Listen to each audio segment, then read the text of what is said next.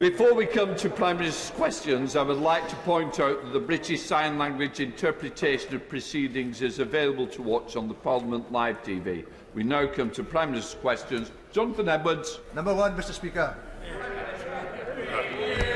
Mr Speaker, this morning I had meetings with ministerial colleagues and others. In addition to my duties in this House, I shall have further such meetings later today. Jonathan Edwards. Diolch, Mr Speaker. The Prime Minister will be aware of the considerable public concern in relation to the impression that significant political donations can help acquire a peerage. The Honourable Member for Nahigan and Ia will publish a bill later today which will prohibit large party donors from being nominated to the other place for a period of 5 years. Will he offer full government support to my honourable friend's efforts?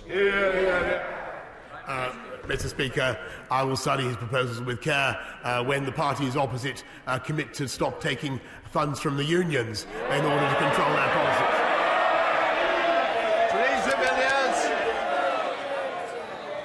Mr Speaker, during a recent visit to Barnet Hospital, I was told that A&E there is routinely seeing twice the number of people for which it was designed. Thanks to the hard work of staff and big funding increases, the NHS is seeing more patients and delivering more tests, treatments and operations than at any time in its history. But what is the government doing to urgently assist the NHS to tackle spiralling demand for healthcare and a tough winter ahead? I thank my right honourable friend because over the for what she does to represent her hospital, and I thank them, the NHS staff, for their amazing work that they're doing. We're supporting them by recruiting, as she knows, 50,000 more nurses, putting another £4.5 billion into the NHS over the rest of this financial year. And the best thing we can do to protect our NHS over this winter is everybody to come forward and get their booster vaccination. We now come to the Leader of the Opposition, Keir Starmer. Thank you, Mr Speaker. Trust matters, and after the last fortnight, the Prime Minister's got a lot of work to do. A central plank in this government's promise to the north of England is a Crossrail of the North, with at least an entirely new high-speed rail line between Manchester and Leeds. A Crossrail for the north, an entirely new line. That is the promise. It's already been made. So I don't want the Prime Minister fobbing off the House about waiting till tomorrow. He can say today, will he stick by that promise, yes or no? Yeah. Prime Minister. He should wait and see what is going to be announced tomorrow, because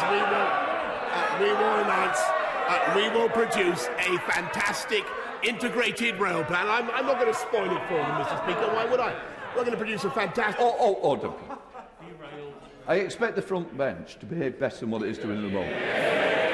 If you don't want to listen to the answer, let me know now. I do, and I cannot hear when you all shout together. We want better politics. I expect better politics from both sides. Let's show a little bit more decorum than we're seeing at the moment. Prime Minister.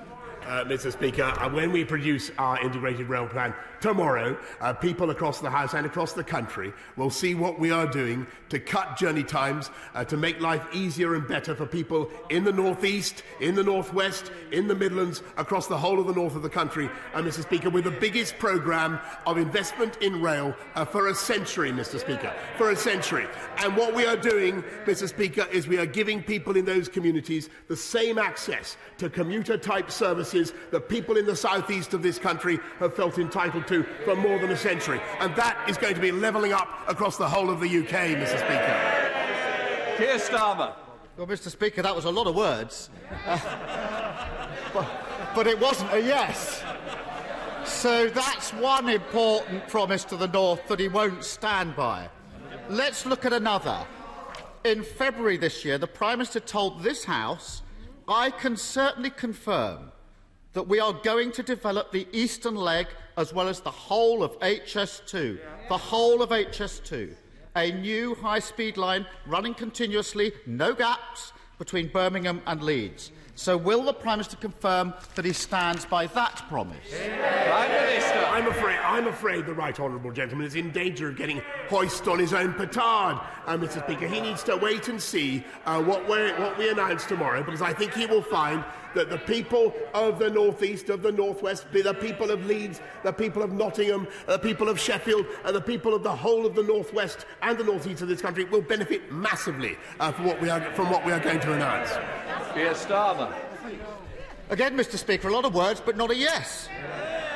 So that's two important promises to the North that he won't stand by. No wonder trust in the Prime Minister is at an all-time low. Across the country and belatedly across this House, there is now agreement that Owen Paterson broke the rules and that the government should not have tried to let him off the hook. Many members opposite have apologised. The Business Secretary has apologised for his part. The Leader of the House has apologised for his part. But they were following the Prime Minister's lead. So will he do the decent thing and just say sorry for trying to give the green light to corruption? Prime Minister. Mr. Speaker, yes, as I've said before, it certainly was a mistake to conflate the case of an individual member, no matter how sad, with the point of principle at stake, and we do need a cross-party approach on an appeals process.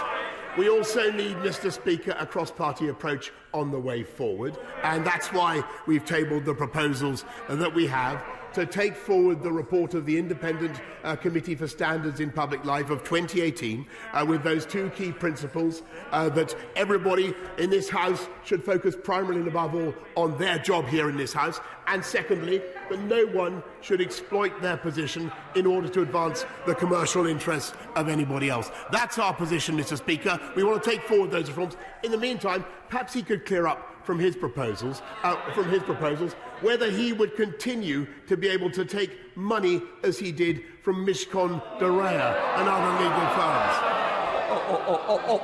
Order. Prime Minister. As you know, and I do remind you, it's Prime Minister's questions, not Leader of the Opposition's questions. Keir Starmer. That's not an apology. Everybody else has apologised for him, but he won't apologise for himself. A coward, not a leader.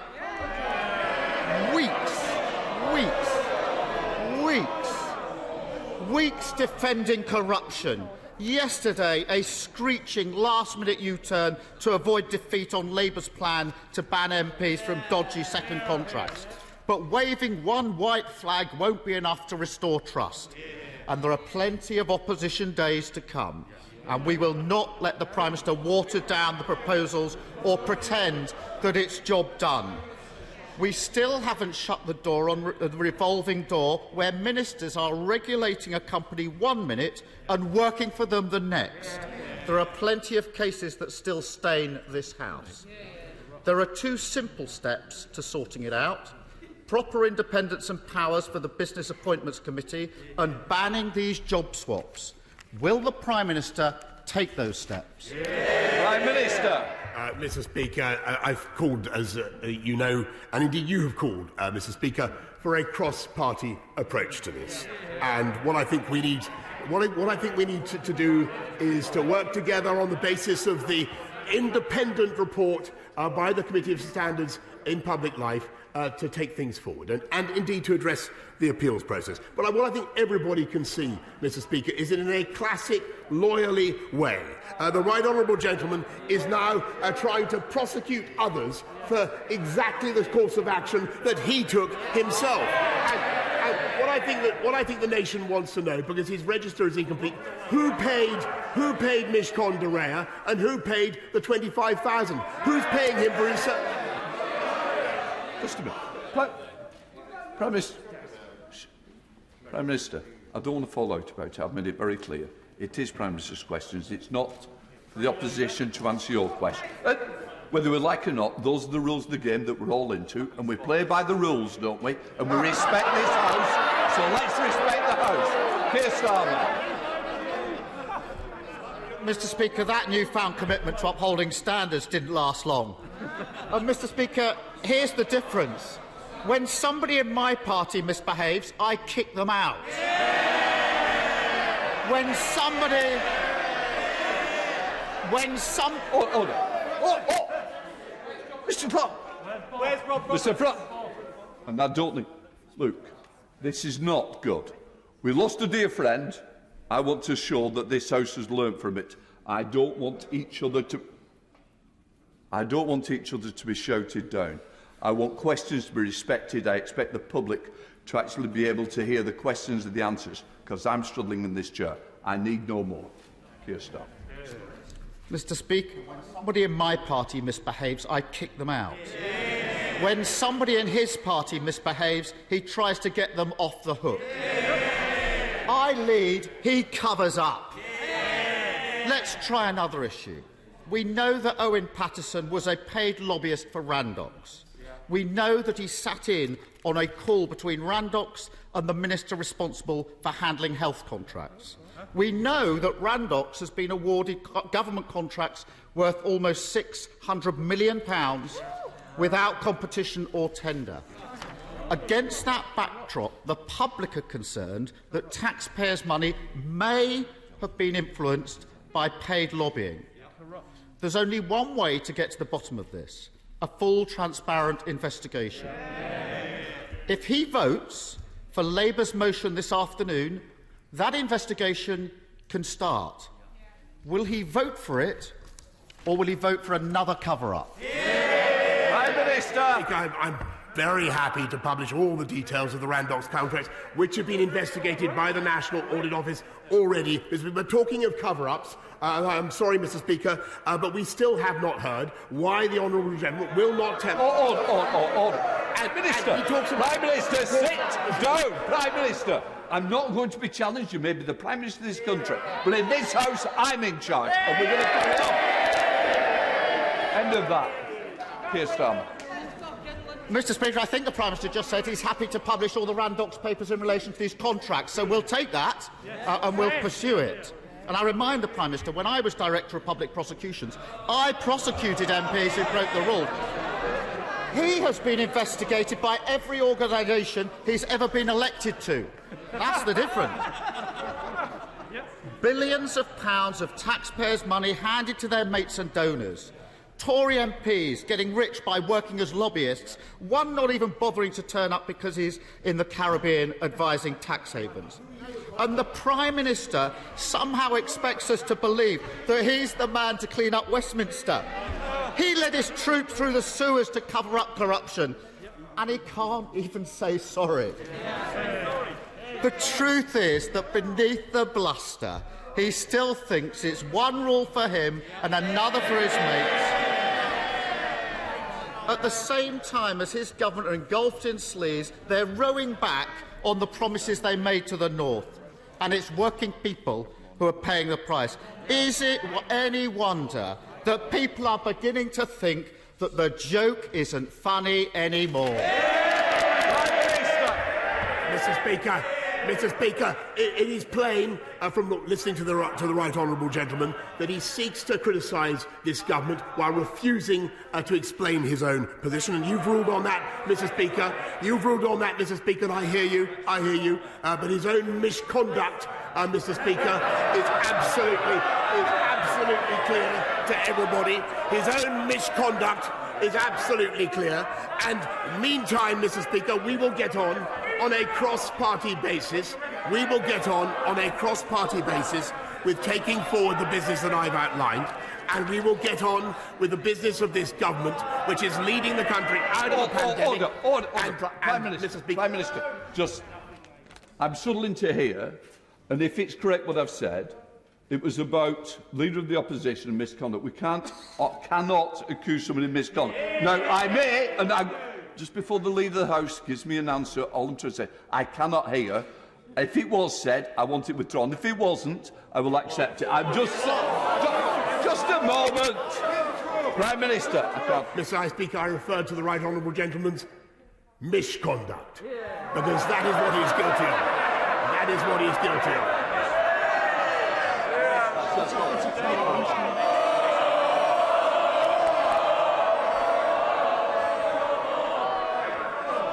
Order. I don't think this has done this House any good today. I'll be quite honest. I think it's been ill-tempered. I think it shows the public that this House has not learned from the other week. I need this House to gain respect, but it starts by individuals showing respect to each other. Right, let's go to Lee, no less. We're going to James Grundy. Yeah. Thank you, Mr. Speaker. The people of Lee have never accepted our forced merger with the friendly rivals, but rival town of Wigan back in 1973. Could the Prime Minister tell me how we could escape the big government of Big Wigan by getting our own council back?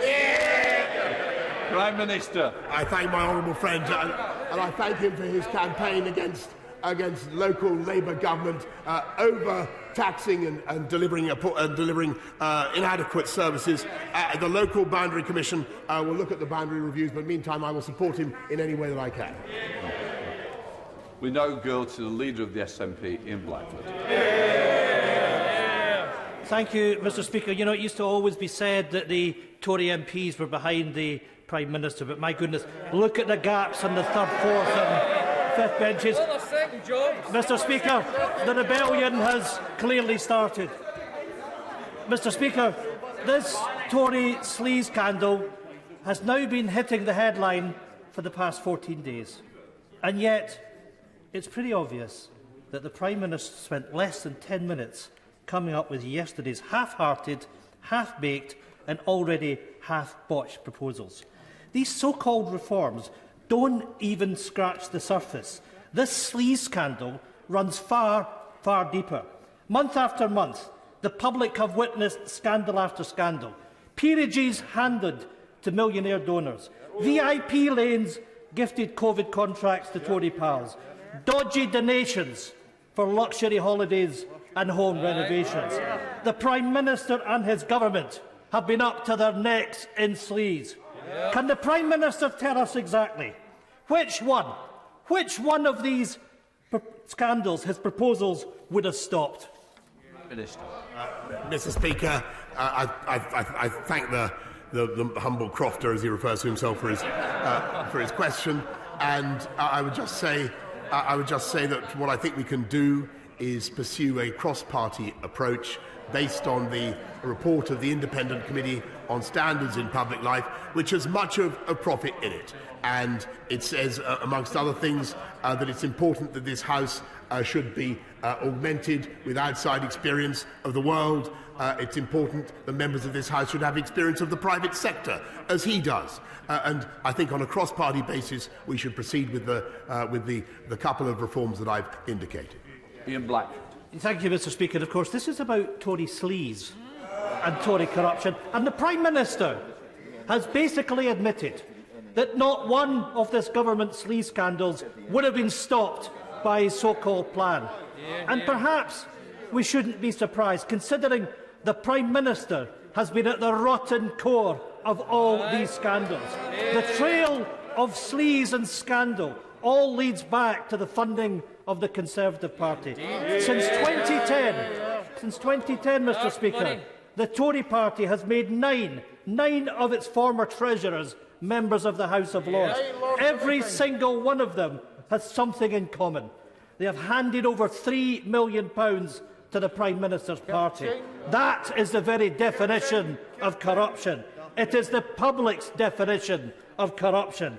Will this government finally accept that this is corruption, or is the Prime Minister the only person in the country who has the brass neck to argue that it was all one big coincidence? Prime Minister. Mr. Speaker, I have to say that I won't comment on the missing £600,000 from the SNP's party accounts. But I do say, Mr. Speaker, in all sincerity and heeding what you've said earlier on, I think these constant attacks on the UK's levels of corruption and sleaze do a massive disservice to billions of people around the world who genuinely suffer from governments that are corrupt, who genuinely have no ability to scrutinise their MPs, Mr. Speaker. This is one of the cleanest democracies in the world, and people should be proud of it. Simon Baines.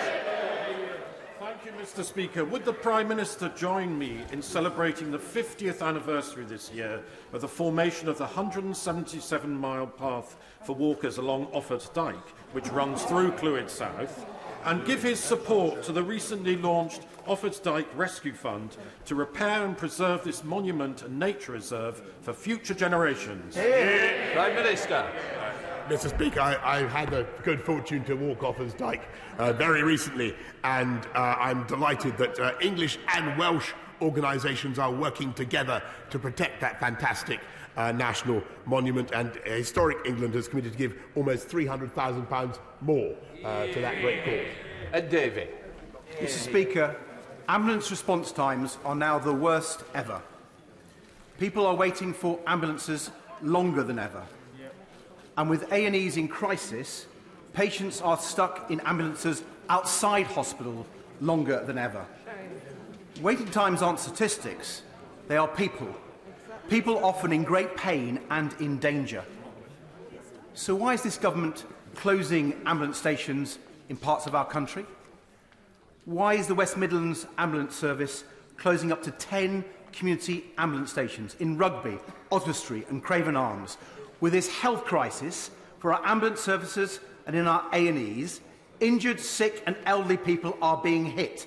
When will the Prime Minister deal with this health crisis? Prime Minister. Mr. Speaker, I appreciate that ambulance crews and ambulance services are doing an amazing job, particularly at this time of year, and I thank them for what they're doing.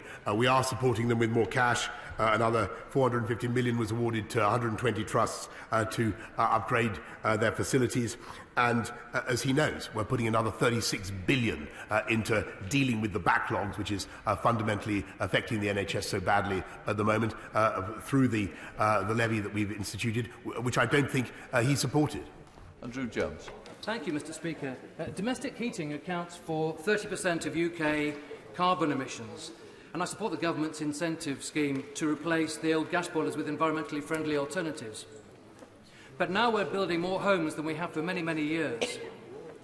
Can we build upon the success of COP26 and ask really what is the progress that is being made on the standards for new build homes to make sure that our new homes are fit for the future? Prime Minister.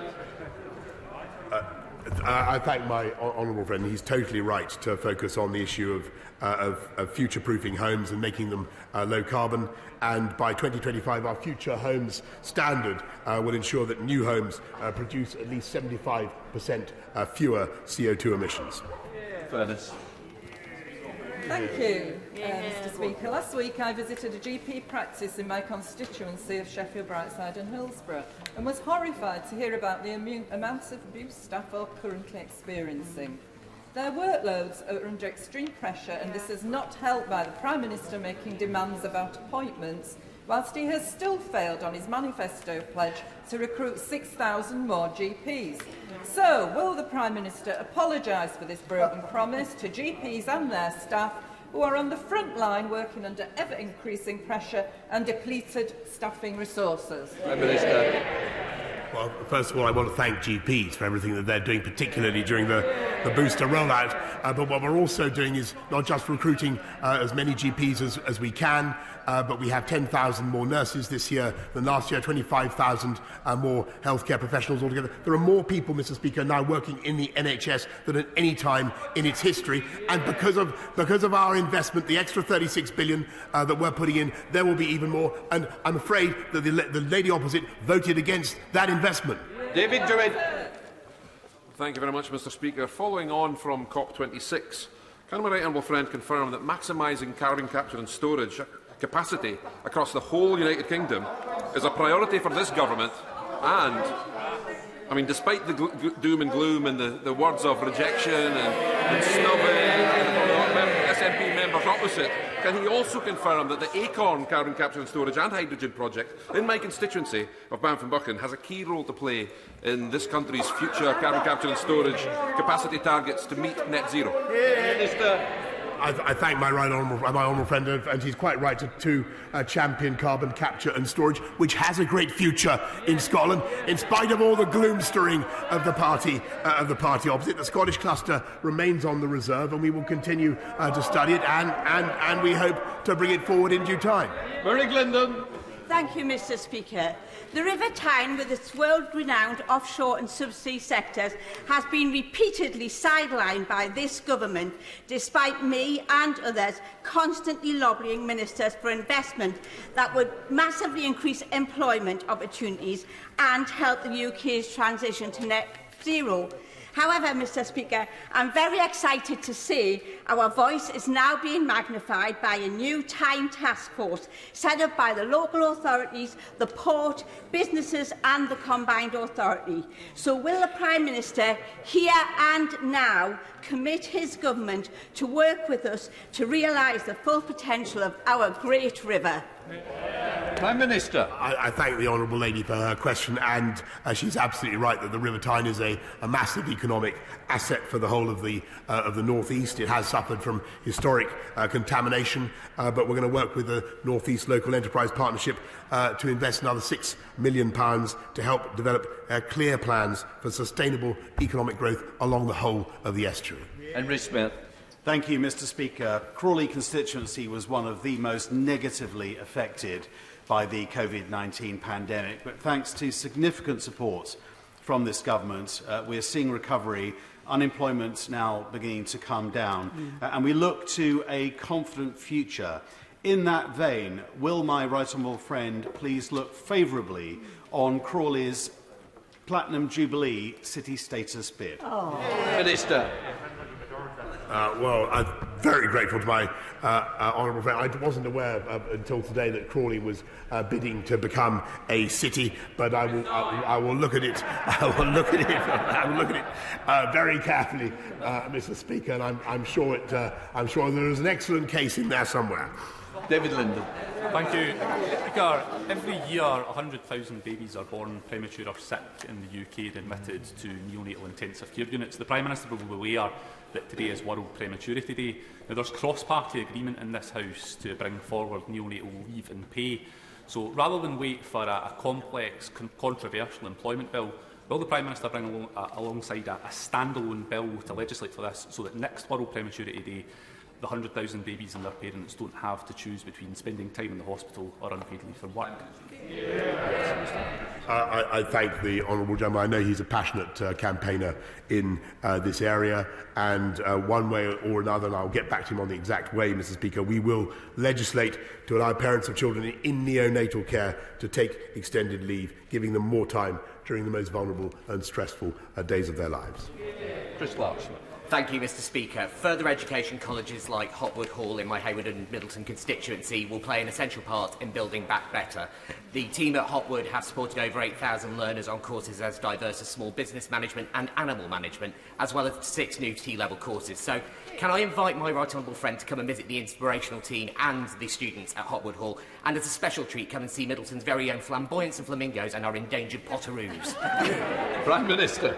I thank him for his kind invitation. I will certainly keep it in mind, and the government is absolutely committed to reforming technical education through new T-levels, and that's why we're investing a further £65 million to develop teacher retention and support and recruitment for teachers in FE. As for the potoroos in his area, I will bear that. Are they wild, Mrs. Speaker? I will do my utmost to come and inspect them. Rebecca Long-Bentley. Thank you, Mr. Speaker. My constituent Laura told me that Remembrance Sunday hurts.